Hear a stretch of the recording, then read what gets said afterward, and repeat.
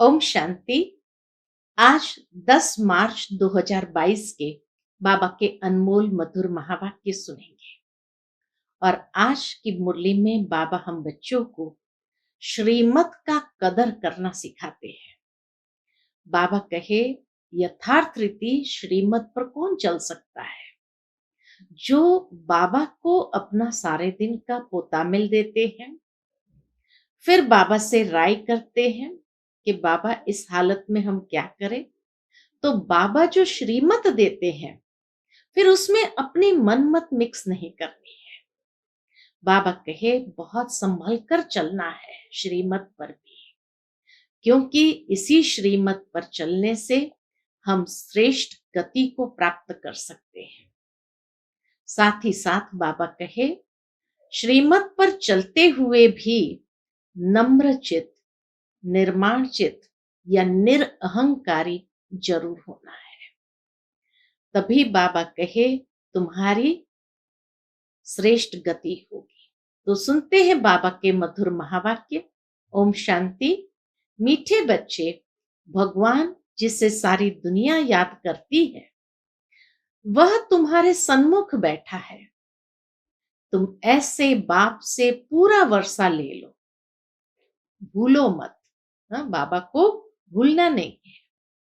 आज की मुरली से प्रश्न है, बाप की श्रीमत पर यथार्थ चलने की शक्ति किन बच्चों में रहती है? कौन यथार्थ चल सकता है? उत्तर है, जो अपना सच्चा सच्चा पोतामेल बाप को सुनाकर हर कदम पर बाप से राय लेते हैं। बाप से राय ली तो उस पर चलने की शक्ति भी मिल जाती है। बाप बच्चों को श्रीमत देते हैं। क्या श्रीमत देते हैं? बच्चे, उस कमाई के पीछे यह कमाई मिस नहीं करो, क्योंकि वह पाए पैसे की सारी कमाई खत्म होने वाली है। हर बात में श्रीमत लेते बहुत खबरदार रहो, संभल कर चलना है, अपनी मत नहीं चलानी है। आज की मुरली से पहले गीत बजा है, छोड़ भी दे आकाश सिंहासन, इस धरती पर आ जाओ रे। ओम शांति। अभी बच्चे सन्मुख बैठे हैं। किसके? किसके सन्मुख बैठे हैं? बाबा कहे, बेहद के बाप और दादा के। यह बड़ी वंडरफुल चीज है। बेहद का बाप कौन है? परम पिता परमात्मा। और फिर बेहद का दादा प्रजापिता ब्रह्मा। दोनों सन्मुख बैठे हैं। किसके? बच्चों के। तो यह जैसे ईश्वरीय कुटुंब परिवार बैठा है और बेहद का बाप बैठ बच्चों को पढ़ा रहे हैं अथवा सहज राजयोग सिखला रहे हैं। यह बुद्धि में रहे तो अपार खुशी का पारा भी चढ़े। बाबा कहे, ये बुद्धि में रहे तो अपार खुशी का पारा भी चढ़े। गीत भी ऐसे कहते हैं कि बाबा आओ, इस समय बहुत दुख है। आह्वान करते रहते हैं और यहाँ तुम्हारे सन्मुख बैठा है। दुनिया में मनुष्य गीत गाते हुए भगवान का आवाहन करते रहते हैं और यहाँ बाबा हम बच्चों के सन्मुख बैठे हैं। तुम जानते हो, बेहद का बाप इस दादा द्वारा हमको पढ़ा रहे हैं। बच्चों में भी नंबरवार पुरुषार्थ अनुसार बुद्धि में निश्चय है। निश्चय नंबरवार है, एक जैसा निश्चय हर एक को नहीं। ज्ञान एक जैसा है, लेकिन बाबा कहे बच्चों में भी नंबरवार पुरुषार्थ अनुसार बुद्धि में निश्चय है। बैरिस्ट्री पढ़ते हैं तो जरूर निश्चय होगा ना। यह हमको बैरिस्ट्री पढ़ाते हैं, जो पढ़ाने वाले हैं उसमें निश्चय होगा कि यह हमको बैरिस्ट्री पढ़ाते हैं। फलाना सर्जन हमको सर्जरी सिखा रहे हैं। बाबा के ये दुनिया में निश्चय होता है कि यह हमको बैरिस्ट्री पढ़ाते हैं, फलाना सर्जन हमको सर्जरी सिखला रहे हैं, ये ऐसी वंडरफुल चीज है कि अभी अभी कहते हैं हमको पक्का निश्चय है। बेहद का बाप निराकार हमको पढ़ाते हैं, राजयोग सिखलाते हैं। अभी अभी कहाँ बाहर दूर गए तो निश्चय टूट पड़ता है।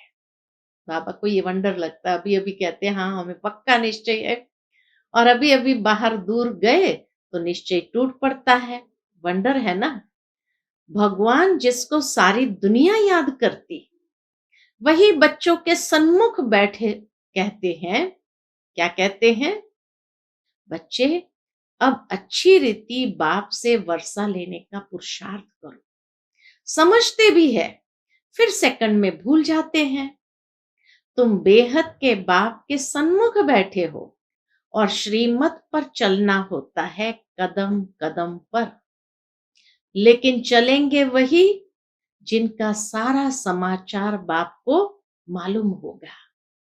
बच्चों की रहनी करनी आदि का पूरा समाचार बाप के पास आना चाहिए,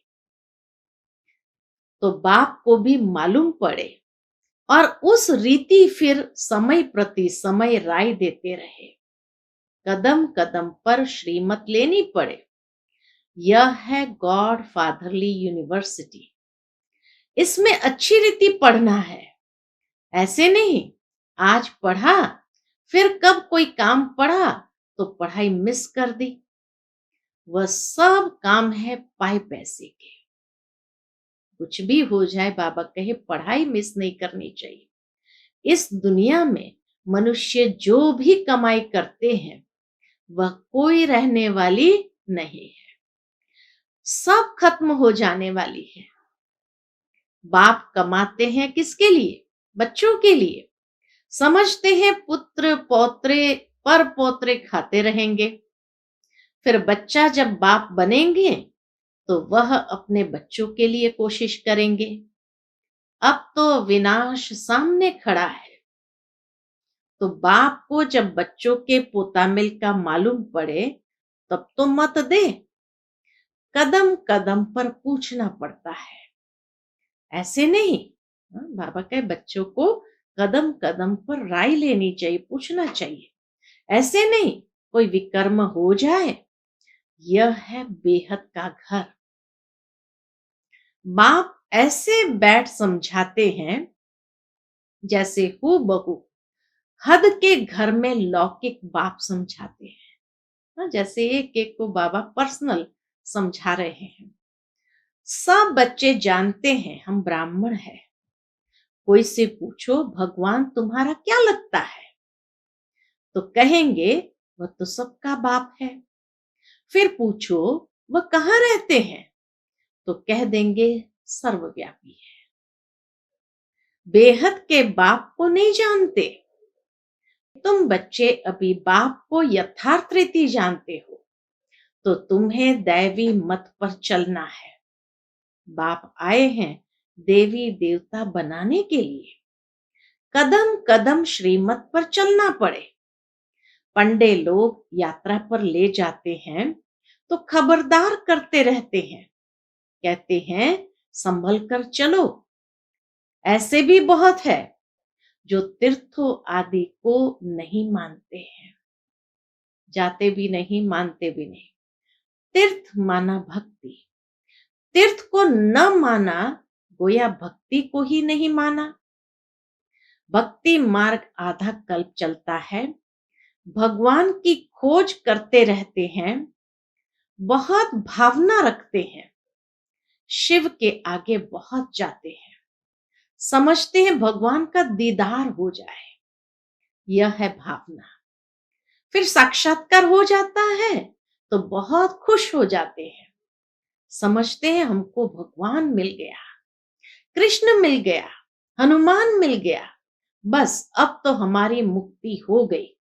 साक्षात्कार होने से ही समझ लेते हमारी मुक्ति हो गई, परंतु मुक्ति तो कोई की होती नहीं। अब बाप अच्छी रीति बैठ समझाते हैं, मीठे बच्चे अब एक तो सबको बाप का परिचय दो। इस समय सब निधन के हैं, तुम भी निधन के थे, अब बाप द्वारा तुम सब कुछ समझते जाते हो। कहते हैं ना, हम नीच पापी है, भला ऐसा नीच किसने बनाया? आके पूछो उनको, कैसा नीच किसने बनाया? किसको भी मालूम नहीं है। कोई भी अपने को मूर्ख नहीं समझते हैं। यह ड्रामा अनादि बना हुआ है, सबको नीचे जाना ही है, भ्रष्टाचारी बनना ही है। तो यह ख्याल करना चाहिए कि हम भगवान की फैमिली है, भगवान हमारा बाप है, तो जरूर हम विश्व के मालिक होने चाहिए। फिर हमारी ऐसी दुर्गति क्यों हुई है, यह किसकी भी बुद्धि नहीं चलती है कि दुर्गति कैसे हुई, किसने की। एक तरफ कहते हैं परमात्मा सर्वव्यापी है, दूसरे तरफ कहते हैं शांति कैसे स्थापन हो। मूंझ पड़े हैं, कंफ्यूज्ड है एकदम, कॉन्फ्रेंस करते रहते हैं, समझाने से भी समझते नहीं है। उन्हों को समझना है अंत में। ऐसे विद्वानों को भी बाबा कहे अंत में समझना है। तुम बच्चों को योग में रहकर कर्मातीत बनना है। तुम ही संपूर्ण निर्विकारी थे, फिर बनना है। बाकी जो इतने धर्म है वह सतयुग में नहीं होंगे। जो सतयुग में थे वही बहुत समय से अलग हुए हैं, परमधाम से, बाबा से बहुत समय अलग हुए हैं। उनके लिए ही कहा जाता है सिकी लधे। जो सतयुग से नीचे उतरे हैं उनके लिए बाबा कहे सिकी लधे।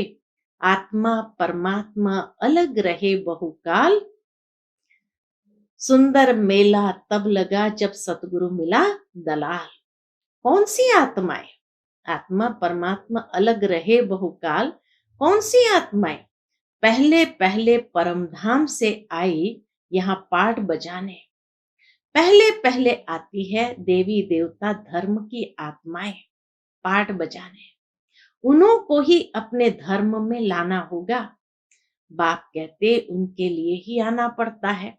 बाबा भी विशेष उनके लिए आते हैं जो सबसे पहले पहले अलग हुए हैं। वो 9 लाख आत्माओं के लिए, साथ में सबके लिए भी जरूर आना पड़े, क्योंकि सबको मुक्ति देनी है। अब देवता धर्म है नहीं, उनका ही सैपलिंग लगना है। कोई किस धर्म में, कोई किस धर्म में चले गए हैं, वही निकल पड़ते हैं। यह धर्म की स्थापना कितनी वंडरफुल है। तब तो कहते हैं हे प्रभु तेरी श्रीमत गति सदगति की बड़ी वंडरफुल है, जो कोई समझ न सके। देवी देवता धर्म की स्थापना कैसे होती है? इतना समय जो पतित देह अभिमानी बन पड़े हैं, उनके लिए फिर देही अभिमानी बनना, इसमें मेहनत लगती है। घड़ी घड़ी भूल जाते हैं। बाबा कहते हैं उठते बैठते मुझे याद करो, विकर्मों का बोझा तुम्हारे ऊपर बहुत है। सुख भी तुमने बहुत देखा है, दुख भी तुमने बहुत देखा है। बाबा कहे सुख भी तुमने बहुत देखा है, दुख भी तुमने बहुत देखा है। अब फिर दुख से तुमको सुख में ले जा रहा, तो श्रीमत पर चलना पड़े और फिर औरों को भी याद दिलाते हैं। सृष्टि चक्र का राज समझाना बड़ा सहज है। उनको ही त्रिकालदर्शी कहा जाता है। सृष्टि चक्र के राज को समझना, उसको ही कहा जाता है त्रिकालदर्शी। बाबा ने समझाया है, बोलो भगवान के तो तुम बच्चे हो ना। लोगों को समझाओ, बोलो भगवान के तो तुम बच्चे हो ना। भगवान है स्वर्ग का रचयिता, तो भगवान से जरूर स्वर्ग का वर्षा मिलना चाहिए। यह बात तुम ही जानते हो और तुम ही पूछ सकते हो। कहते हैं ईश्वर ने पैदा किया तो तुम ईश्वर के वारिस होने चाहिए ना। ईश्वर बाप स्वर्ग का रचयिता, फिर तुम नरक में क्यों पड़े हो? यह तो तुम जानते हो, हम पहले स्वर्ग में थे, रावण ने हमको नर्क में ढकेला है। रावण क्या चीज है यह भी कोई नहीं जानते। तुम याद दिला सकते हो, भारत ही प्राचीन स्वर्ग था और भारतवासी स्वर्ग के मालिक थे। अब ये भारत नर्क बना है, ये खेल बना हुआ है। राम राज्य और रावण राज्य आधा आधा है, यही खेल है। फिर उनके बीच में क्या होता है? रावण राज्य और राम राज्य के खेल के बीच में क्या होता है वह भी डिटेल बैठ समझाते हैं। बाबा सारा चक्र डिटेल से बैठ समझाते। कोई कोई बच्चे निश्चय बुद्धि है जो समझते हैं। हम बाप के सामने बैठे हैं। बाबा त्रिनेत्री त्रिकालदर्शी है, त्रिमूर्ति है, ब्रह्मा विष्णु शंकर का भी रचयिता है। त्रिमूर्ति शिव के बदले त्रिमूर्ति ब्रह्मा का नाम रख दिया है। अब त्रिमूर्ति का रचयिता ब्रह्मा कैसे हो सकता है? गाते भी है ब्रह्मा द्वारा स्थापना, शंकर द्वारा विनाश, तो रचयिता जरूर कोई दूसरा होगा। इतनी छोटी बात को भी कोई समझते नहीं है। शिव बाबा ब्रह्मा द्वारा स्वर्ग का वर्षा देंगे और क्या देंगे? विष्णुपुरी कौन स्थापन करते हैं? बाप विष्णुपुरी अर्थात लक्ष्मी नारायण का राज्य स्थापन कर रहे हैं। यह भी किसको मालूम नहीं है। विष्णु का अलग चित्र बनाए उनको नर नारायण कहते हैं और लक्ष्मी नारायण का फिर अलग अलग बना दिया है। चित्र कैसे वंडरफुल बना हुआ है। तुम बच्चों को प्रदर्शनी में समझाना होता है। बाबा कहे प्रदर्शनी हो और बच्चे अपने धंधे में लगे रहे तो थोड़ी समझेंगे कि इसने बाबा को पहचाना है। बाप समझ जाते हैं ये खुद ही पूरा समझा हुआ नहीं है, तब तो सर्विस पर नहीं भागते हैं। नहीं तो झट सर्विस पर भागना चाहिए। अंधों की लाठी न बने तो गोया खुद ही अंधे हैं। बाबा को जानते नहीं। किसको कहना थोड़ी होता है कि तुम सर्विस पर जाओ, आप ही आना चाहिए। बाबा हम सर्विस पर जा सकते हैं, आप परमिशन दो, ऑफर करना चाहिए। बाबा जानते हैं कौन कौन सर्विस कर सकते हैं। ऐसा कोई लिखता नहीं है कि बाबा हम रेडी है। मनुष्य को कौड़ी से हीरे जैसा बनाना है। अगर 10, 20, 50 रुपया नहीं कमाया तो क्या हुआ? बहुतों का कल्याण करना है, परंतु पूरी पहचान नहीं। कोटों में कोई जानते हैं। हमारे पास भी थोड़े बच्चे हैं सर्विस में, जिनको टेलीग्राम करके बुलाना पड़ता है। आप ही नहीं कहते बाबा हम तैयार है। बाबा देखते हैं किसको सर्विस का शौक है। बाबा देखते हैं किसको सर्विस का शौक है। मनुष्य तो जानवर मिसल बन पड़े हैं, उनको देवता बनाना है। तुम बच्चों को निरअहंकारी बनना है। हेड में तो बड़ी नम्रता चाहिए। सेंटर इंचार्ज में बाबा कहे बड़ी नम्रता चाहिए। बाप कितना निरअहंकारी है। कोई कोई बच्चों में बहुत अहंकार है। जैसा कर्म मैं करूंगी मुझे देख और भी करेंगे। उसका दंड उसकी अवस्था गिर पड़ती है। बाबा कहे जो जिसमें अहंकार है तो समझ लेना चाहिए जैसा कर्म मैं करूंगी मुझे देख और भी करेंगे और उसका दंड उनकी अवस्था गिर पड़ेगी। अहंकारी की अवस्था गिर पड़ेगी। बाबा कहते बच्चे तुम्हें सब कुछ अपने हाथ से करना है। बाबा कैसे साधारण रीति से पढ़ाते हैं। मनुष्य तो समझते हैं वह सर्वशक्तिमान है, क्या नहीं कर सकते हैं, परंतु बाबा कहते हैं मुझे तो सर्वेंट बनकर आना पड़ता है। कहते भी है हे ज्ञान के सागर पतित पावन आओ, सुख के सागर आओ, आकर हम पतितों को पावन बनाओ। बाप को आकर ऐसी सर्विस करनी पड़ती है।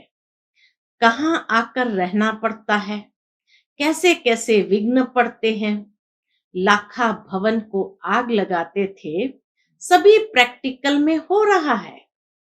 बाबा तो सारे पाठ को जानते हैं, हम नहीं जानते। ब्रह्मा बाबा क्या कहते, शिव बाबा तो सारे पाठ को जानते हैं, हम नहीं जानते। बाप कहते मुझे आना पड़ता है। भगवान खुद कहते हैं मुझे गाली खानी पड़ती है, सबसे जास्ती गाली मैं ही खाता। शिव बाबा क्या कहते, सबसे जास्ती गाली मैं ही खाता हूं। भक्ति मार्ग में भी गाली देते हैं, 3 पैर पृथ्वी के भी नहीं मिलते, फिर भी कितना निरअहंकारीपन से पाठ बजा रहे हैं। फिर भी बाबा कितना निरअहंकारीपन से पाठ बजा रहे हैं। मम्मा बाबा बच्चों को सिखलाने के लिए सब कुछ करते हैं। साकार में बाबा मम्मा ने सब कुछ किया। कितना नीचे उतरना पड़ता है, पतितों को पावन बनाना है, मूत पलीती कपड़ों को धोना है तो धोबी भी है, सुनार भी है, सबको गला गला कर सच्चा सोना बनाते हैं। बाबा धोबी भी है, सुनार भी है, सबको गला गला कर सच्चा सोना बनाते हैं। अच्छा, मीठे मीठे सिकिलते बच्चों प्रति माता पिता बाप दादा का याद प्यार और गुड मॉर्निंग। रूहानी बाप की रूहानी बच्चों को नमस्ते। हम सब रूहानी बच्चों की रूहानी माता पिता बाप दादा को याद प्यार गुड मॉर्निंग और नमस्ते नमस्ते। शुक्रिया बाबा, शुक्रिया। आज की मुरली से धारणा के लिए मुख्य सार है। पहली पॉइंट, बाप समान निरअहंकारी नम्र चित्त बनना है। अपनी सेवा अपने हाथ से करनी है, किसी भी बात में अहंकार नहीं दिखाना है। दूसरी पॉइंट, सर्विस के लिए सदा तैयार रहना है। सर्विस के लिए स्वयं को आप ही ऑफर करना है। कौड़ी जैसे मनुष्य को हीरे जैसा बनाने की सेवा करनी है। आज का बाप दादा का मधुर वरदान हम बच्चों के प्रति है, संपन्नता के आधार पर संतुष्टता का अनुभव करने वाले सदा तृप्त आत्मा भव। संपन्नता के आधार पर संतुष्टता का अनुभव करने वाले सदा तृप्त आत्मा भव। जो सदा भरपूर व संपन्न रहते हैं वे तृप्त होते हैं। चाहे कोई कितना भी असंतुष्ट करने की परिस्थितियां उनके आगे लाए, लेकिन संपन्न तृप्त आत्मा असंतुष्ट करने वाले को भी संतुष्टता का गुण सहयोग के रूप में देंगी। ऐसी आत्मा ही रहम दिल बन शुभ भावना और शुभ कामना द्वारा उनको भी परिवर्तन करने का प्रयत्न करेगी। रूहानी रॉयल आत्मा का यही श्रेष्ठ कर्म है। आज का स्लोगन है, याद और सेवा का डबल लॉक लगाओ तो माया आ नहीं सकेगी। याद और सेवा का डबल लॉक लगाओ तो माया आ नहीं सकती। अच्छा, ओम शांति।